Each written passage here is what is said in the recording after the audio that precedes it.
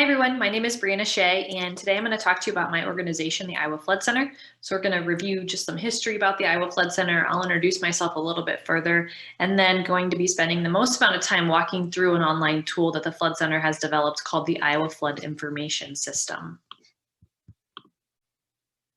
A little bit more about myself. I currently serve as the communication specialist for the Iowa Flood Center. So I am the liaison between our research engineers and students and making sure that we're sharing the work that they're doing with the public and the different stakeholders and the audiences that we work with at the Flood Center.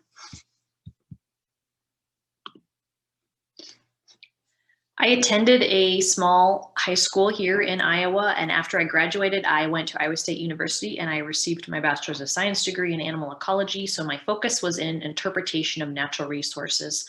So I really wanted to emphasize the outreach and education component of working with the public, working with students, and trying to get them excited about the environment and learning about things that they could do to protect and enhance natural resources, specifically in Iowa. And after I ended up at my position at that flood center, I ended up also going back and receiving my Master's of Arts degree in strategic communications from the University of Iowa. So while I was attending school at Iowa State, I had the opportunity to work for the Polk County Soil and Water Conservation District. And if you're unfamiliar, we have a soil and water conservation district in every county throughout the state of Iowa. And in this work experience that I had, I did a lot of field work, a lot of field assessments, river assessments, and really was able to gain a better understanding of water and natural resources in the state of Iowa. And I also had the opportunity to work with a lot of both rural and urban landowners and consult with them about different activities, different strategies that they could adopt on their own properties to take action to address either water or natural resource concerns that they had. And this opportunity really helped position me for my current position at the Flood Center, where now I'm mostly just focused on working with Iowans to try and help them understand and reduce their flood risks. But before I go into more about the Iowa Flood Center, I wanted to start by sharing a little bit more about the Flood Center's parent organization, which is IIHR, Hydroscience and Engineering. And IIHR has been around for about 100 years, and they study all things related to fluids and water resources. So we have students and faculty and researchers that are working together to come up with innovative solutions to some of the greatest water resource challenges that we face in this century across the globe. And so these are just some of the images of some of our lab facilities and research facilities that we have at IIHR. And it's because of the rich history and the expertise that exists at IIHR that in 2009, after the 2008 floods, IIHR was made the home for the Iowa Flood Center.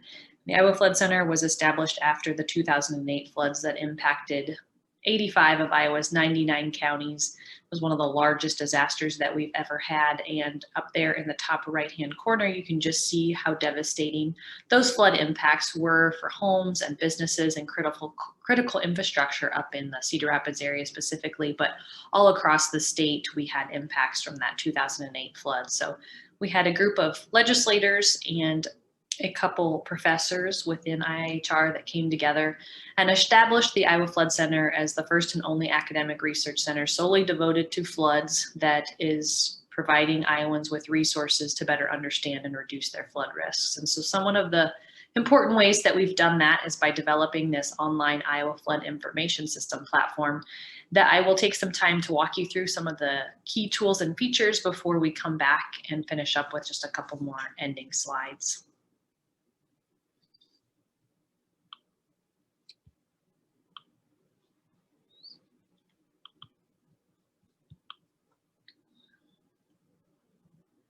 So this is a look at the Iowa Flood Information System. This is what you see when you go to IFIS. There's a couple different ways that you can get to information in IFIS. You can either launch this green button in the top right corner of the screen. Otherwise, there are some shortcuts to some of our most popular tools like inundation maps, flood alerts, stream conditions, or if you're looking for information for specific river communities. I also like to point out that we have a resources button down here at the bottom that allows you to access historical data for certain information that we provide in IFIS. So that's sometimes of interest to researchers, but also can be a great tool for teachers and to be able to use in the classroom to access local historical data for particular stream sensors or other information that we might have available. So I'm going to go ahead and launch IFIS. When you go to the general interface, you automatically will see any current flood alerts that are going on across the state of Iowa. So you currently see we've got those 2 purple triangles up there in the northern parts of the state that are likely from flooding, maybe because of ice jams or some snow melt that we're having with the sun being out. And then you would also see any active precipitation that's occurring across the state, which right now things are pretty dry and quiet. And IFIS is based on this Google Maps-based interface, so it's very easy to use. It's intuitive, especially if you're familiar with Google Maps. On the left-hand side here, you have some tools that allow you to zoom in and out, and you can also change the view. So one of the views that I'll showcase later on is the satellite view. And then over here on the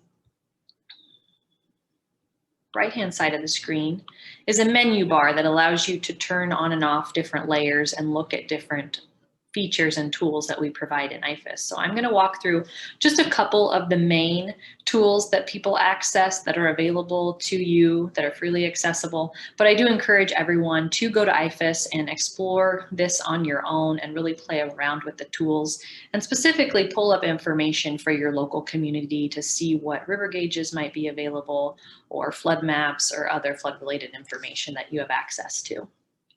So on the top part of the menu bar here, this is where you could search for a specific community or place of interest. This next icon is where you could look at flood conditions. So we already talked about the couple of flood alerts that we're seeing across the state, but there are some other resources that you can look at here too. So these are flood alerts with the National Weather Service forecasts included with them, flood potential with the rainfall forecast, flood potential with a rain scenario.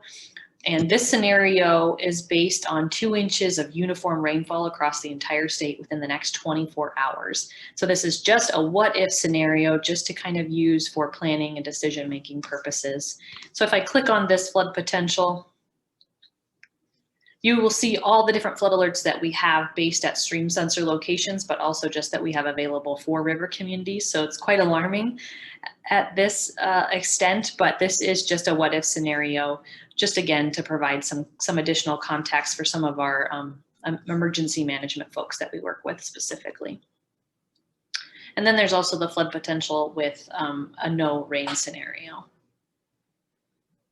The next set of tools that we'll look at are just the data resources that we have across the state. So we have a dense instrumentation network that includes rain gauges, groundwater wells, soil moisture gauges, but one of our most popular tools that we have available are the stream gauges. So when I click on that, you automatically see, and I'm just going to zoom in a little bit here, you see the blue squares, and those are the locations where we have Iowa Flood Center stream stage sensors. And these are just measuring and communicating and visualizing information about the river levels. They do not measure discharge, and they typically are found more on the smaller rivers and tributaries. And then the green squares, those are USGS gauges, and those tend to be focused on the larger rivers and streams in Iowa. And those really are the gold kind of hallmark of stream sensors, and they also collect information on discharge as well. So I am just going to give an example, click on an Iowa Flood Center gauge here on the Wapsipinicon River. And if I click on that sensor, it automatically delineates the watershed boundary. So you can see all of the stream sensors that are in that watershed. You can go to more information and use the slider bar here. And there's this nice visualization tool that kind of shows what the river level is doing. Pretty quiet, not a lot of activity, but you can see things over the past week and a half. And then what's really valuable is that we also have this 5-day flood forecast as well. So again, really helpful for state agency folks, community leaders and decision makers and the emergency management community so that they can have access to that 5-day flood forecast and make decisions in advance of when floodwaters might impact their community. So that could be, closing down roads or bridges in advance of a flood, or even assisting with evacuations if needed to, based on how high the river level is expected to get for their community. So one of our most popular tools, very valuable. We've got 280 of these Iowa Flood Center stream sensors deployed across the state currently, and those complement about 150 different USGS gauges. So together we have one of the densest sensor networks right here in the state of Iowa. shut this off. I'm going to go back to just the general Iowa overview again before I go down and show you the next set of tools. This next feature is also very popular item that folks like to be able to have access to and is really helpful for planning and decision making again. So I'm going to click on these community scenarios. And this is a look at all of the different communities where we have scenario-based inundation maps available for. So we currently have about 35 of these available for different locations across the state. And we try and add 2 or 3 communities to this list every year. So if I click on a community, and I'm just going to use Cedar Rapids as an example, it automatically will zoom in on the location and it references a USGS gauge. So you could look at the stage there and then use this slider bar to set the stage to what that's displaying. So for instance, I'm going to set it to 31 feet, which is close to what it crested at in 2008. So this gives you an idea of the extent of that floodwater. And I'm going to change it to satellite view here. And you can zoom in even a little further. And I really like this satellite view because it allows you to see specific points of interest really well, or to be able to identify critical infrastructure that might be impacted at this stage. And then we also have this water depth tool here. So you could click on a location and it would show you at that location, you'd expect about 5.5 feet of water at that spot. So this is a really good tool for just planning and decision making again. And an example of this is in 2016, the city of Cedar Rapids was preparing to deal with their second highest flood crest on record ever. And they were able to access IFAS this time, which they didn't have access to in 2008.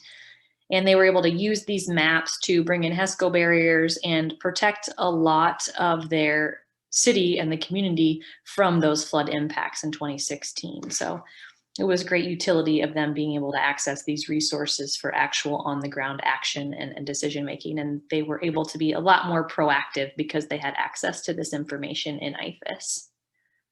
So I'm going to go back to just the Iowa overview again. I'll get out of the community inundation maps. I want to change back to my terrain view. Zoom in a little bit here. And then the next set of maps that I want to show are these statewide inundation maps. So through a project that the Flood Center was involved with the Iowa Department of Natural Resources, the Iowa Natural Heritage Foundation, and the U.S. Army Corps of Engineers, we have mapped the 2, the 5, the 10, the 25, the 50, the 100, the 200, and the 500-year floodplain boundaries for every county across the state of Iowa.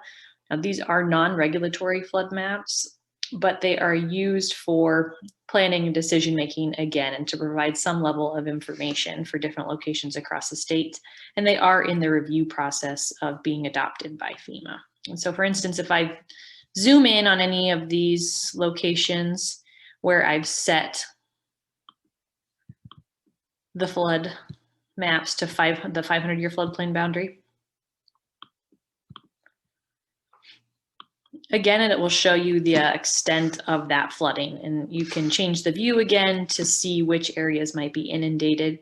And so this could be helpful for communities in deciding maybe where to put their next fire station or where to put their emergency management headquarters. So useful in decisions such as that, with having access to these maps available for the entire state. I'm going to zoom out.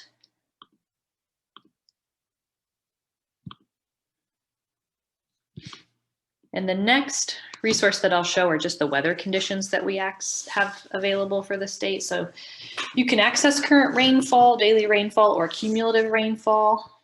For an example, if I click on this cumulative rainfall, I can go back in time, day by day, up to a 2-week period.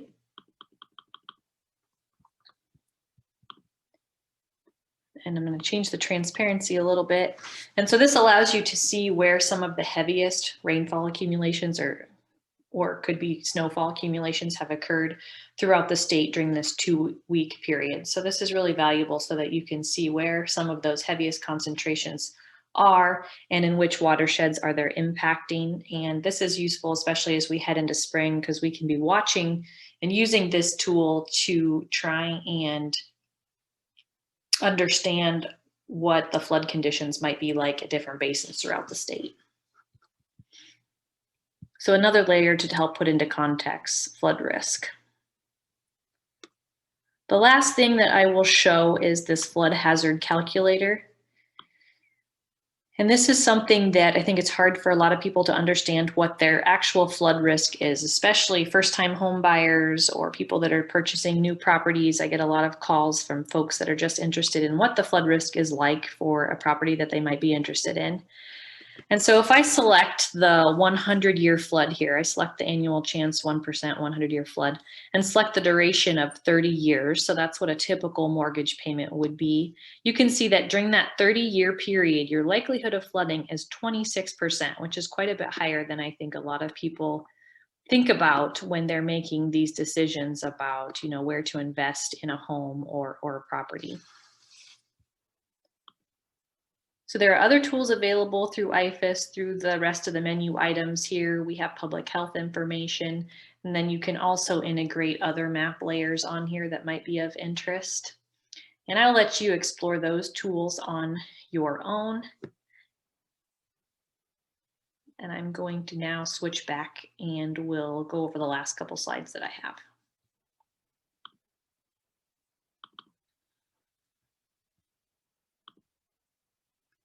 In addition to the Iowa Flood Information System, the Flood Center is also involved in flood mitigation work across the state of Iowa.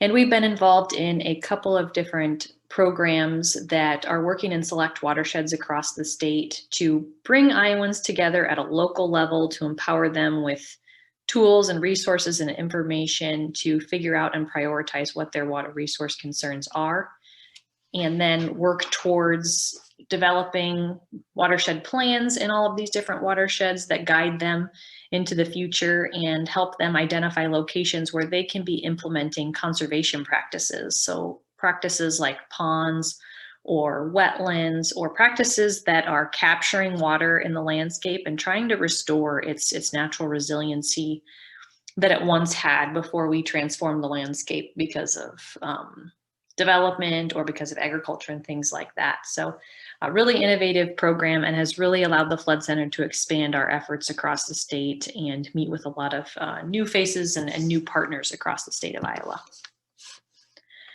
We have a very broad audience, so we work with a lot of those different watershed groups that I just mentioned. So through that work, we have the opportunity to interact with landowners, farmers. We do a lot of outreach and education to legislators because we are funded by the state. It's important that they know how we're utilizing those state resources, and so we try and keep them up to date on our activities. We put together a legislative breakfast that we hold at the Capitol typically every year, and that's a really fun opportunity that a few of our students are able to attend. They put together posters and they get to highlight and showcase their research to legislators that attend that event.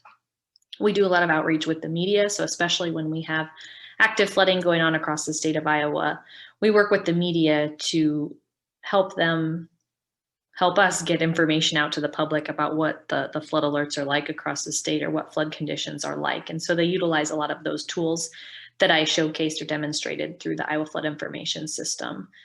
We work with a lot of emergency management personnel and making sure that they understand how to use IFAS and some of the tools that we provide. We also work with a lot of state agencies. So I've already mentioned quite a few of those agencies, but others that I haven't mentioned yet, Iowa Homeland Security and Emergency Management, they are a great partner of ours. The National Weather Service, we work very collaboratively with them, and many, many other groups across the state of Iowa. Here is a list of some of those organizations, state and federal, that we work with. This isn't including a lot of those local partnerships that we have and that we've developed over the years. And the Flood Center, we really work not to replace any of these organizations, but really to fill in the gaps. And because we are an academic research center, we have a little bit more flexibility in working on projects that might be of special interest to some of these different organizations. So we've established really great partnerships and found a really great fit for ourselves that complements all of the work that these other groups are doing. Because I work on the outreach and the education at the Flood Center, I work on developing a lot of both written and online publications and content and developing videos. I coordinate the Flood Center's participation at conferences and setting up booths and exhibits. And I do a lot of the classroom presentations and K through 12 programming, STEM events, and really making sure that our researchers are also able to have opportunities to get out and attend meetings where they can share their work with different audiences across the state. So I will just touch on some of the things that I love about my job and what some of the challenges are. I love that the Flood Center's reach is so diverse and that we have so many different groups that we get to interact with that I feel like I have friends in kind of all corners of the state. And because the research at the Flood Center is always changing, we're always trying to stay competitive and stay cutting edge. So I'm always learning new things. And I feel like the work that we're doing really is making an impact and having a positive impact on the state. And in my position especially, I have lots of opportunities to be creative, especially with the outreach and the marketing and the education pieces that I can put together. And also I have a lot of flexibility in contacting and connecting with new partners and stakeholders across the state. So I really enjoy those opportunities to get to meet new people. And then the team that I work with at the Flood Center brings so much passion and creativity that it really makes the work a lot of fun. Challenges in the position are that a lot of the groups that we work with and the folks that we work with, there's just constant turnover in those positions, especially when we're working with city officials or elected officials. And so that education and outreach piece is always prevalent. It's always there. And I've mentioned a lot of different groups that we coordinate and collaborate with. And so those each take a different strategy and a different approach to working with those audiences. And so it's taken some time to get used to how to best to interact with those different groups. It's been a challenge, but it's been something fun that I've also embraced as well. And then communication, especially when we have active flooding going on across the state, is often fast-paced. So the last thing that I want to do is just leave you all with a couple resources that you might want to consider reviewing. So I mentioned that the Iowa Flood Center, we are part of the University of Iowa's College of Engineering, and there are lots of different opportunities and ways that you can become an engineer, different career paths that you can take. And in normal times, the College of Engineering does offer in-person tours, but right now there are lots of virtual tour opportunities.